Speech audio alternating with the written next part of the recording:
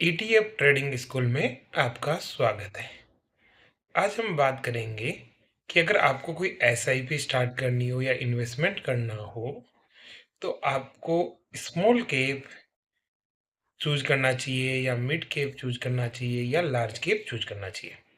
अक्सर लोग कहते हैं कि अगर आप शॉर्ट टर्म के लिए इन्वेस्ट कर रहे हो तो आपको लार्ज कैप करना चाहिए, लॉन्ग टर्म के लिए है तो आप स्मॉल कैप करो। पर मैंने डाटा के आधार पर देखा तो मुझे समझ में आया कि ऐसा कुछ नहीं है। आप अपने टारगेट और रिस्क के आधार पे फंड चूज कर सकते हो और बेस्ट फंड कौन सा रहेगा जिसका रिजल्ट अच्छा रहेगा, तो मैं आपको दिखाता हूँ वो डाटा।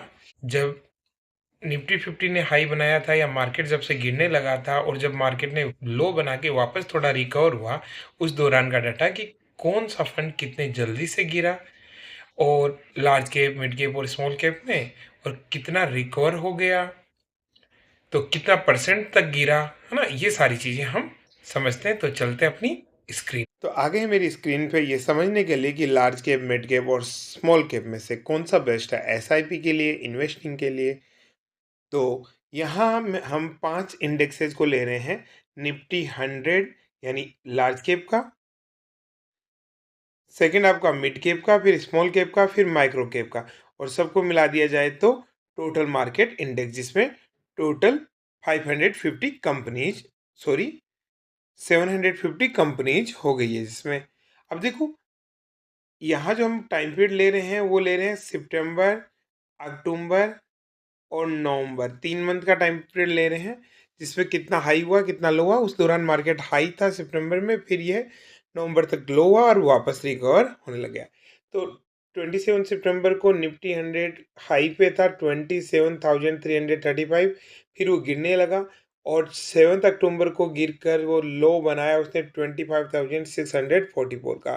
तो 10 दिन के अंदर 6.19% गिर गया, फिर वापस बढ़ा। 15 अक्टूबर को वापस से हाई सा बनाया, स्विंग हाई कहेंगे जिसको, 26,291 का, फिर वो वापस गिरा और पहले वाले से ज़्यादा गिर गया 24,014 पे 3071 में। ये अगर हम एक साथ गए तो 27,000 में, 27 सितंबर को जो हाई बनाया था उसका लो बनाया इन्होंने 21 नवंबर को। 55 डेज में टोटल मार्केट गिरा 12.15%। ये निफ्टी 100 की बात है। अगर मैं बात करूं निफ्टी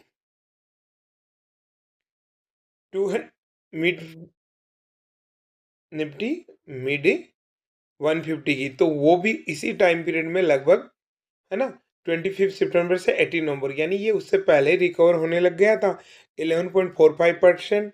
और निफ्टी स्मॉल कैप जो है वो 24 सितंबर यानी एक दिन पहले से, ये देखो 2 दिन पहले से ही गिरने लग गए थे, यानी कि उन्होंने हाई पहले ही बना लिए, और ये भी 11.44%।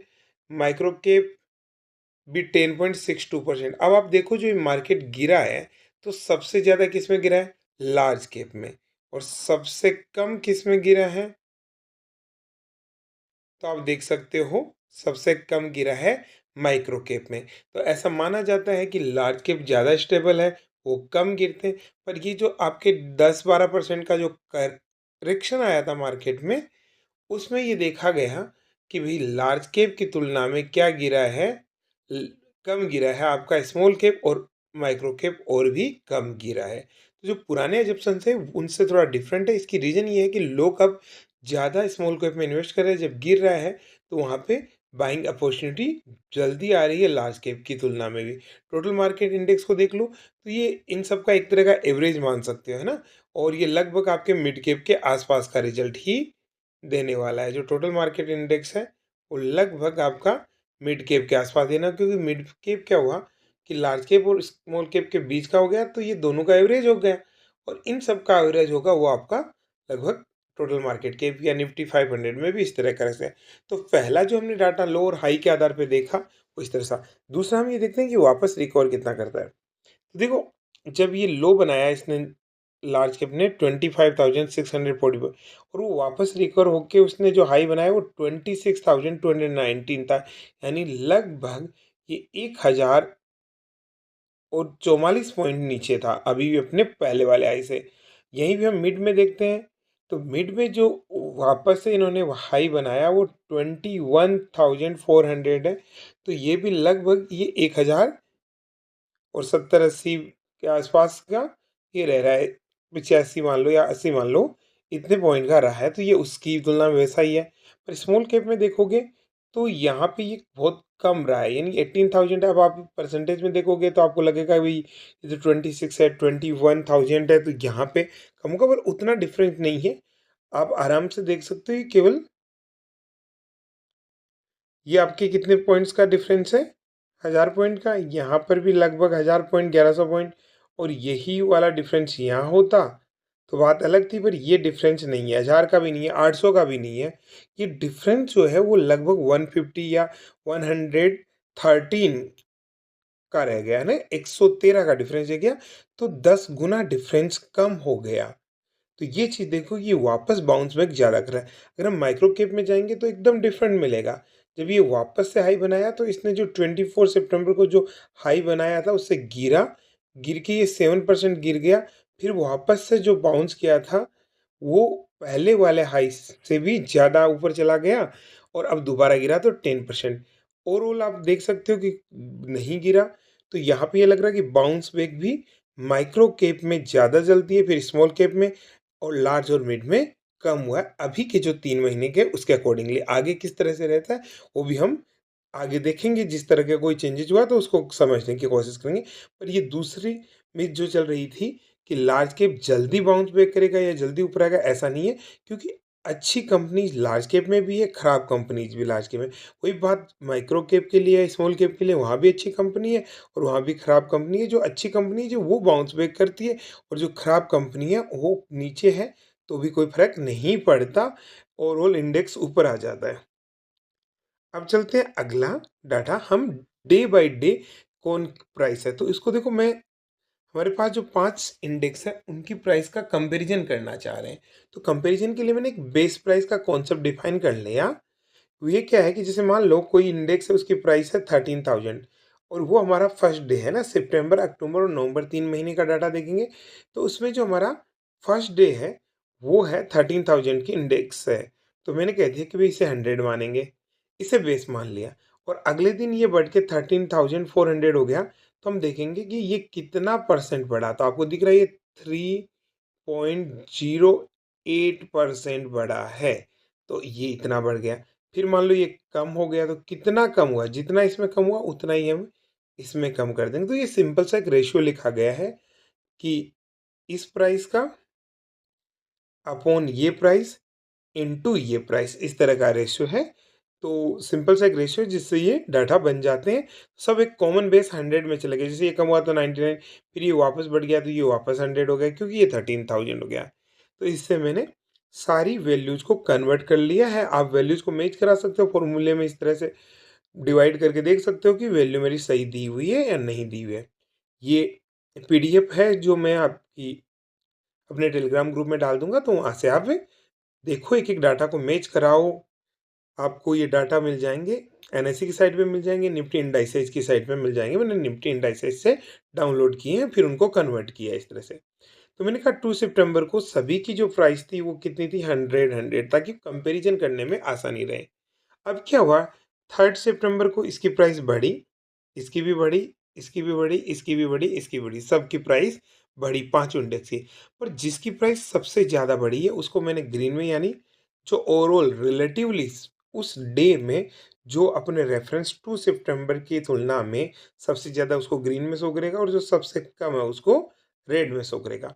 तो दिखा कि निफ्टी 100 सबसे धीरे चल रहा है, निफ्टी स्मॉल कैप 250 सबसे तेज चल रहा है। कब तक, 13 सितंबर तक। और उसके बाद में कौन तेज चलने लग गया, माइक्रो कैप सबसे ऊपर आ गया, राइट। फिर यहाँ 2 दिन था जब आपका निफ्टी 100 वापस से ऊपर था, और यही टाइम था जब मार्केट ने करेक्शन स्टार्ट हुआ था। तो इसका मतलब ये हुआ कि करेक्शन सबसे पहले आपका स्मॉल कैप में स्टार्ट हुआ, क्योंकि ये रेड होने लग गया था। यहाँ पे फिर ये वाइट दिख रहा है तो इसका मतलब इसमें भी होने लग गया। पर इसमें सबसे लास्ट में करेक्शन हुआ, इसलिए ये प्राइस थोड़ी ज़्यादा रह गई, या ये प्राइस बढ़ी भी है। और इनकी प्राइस घटने लग गई थी।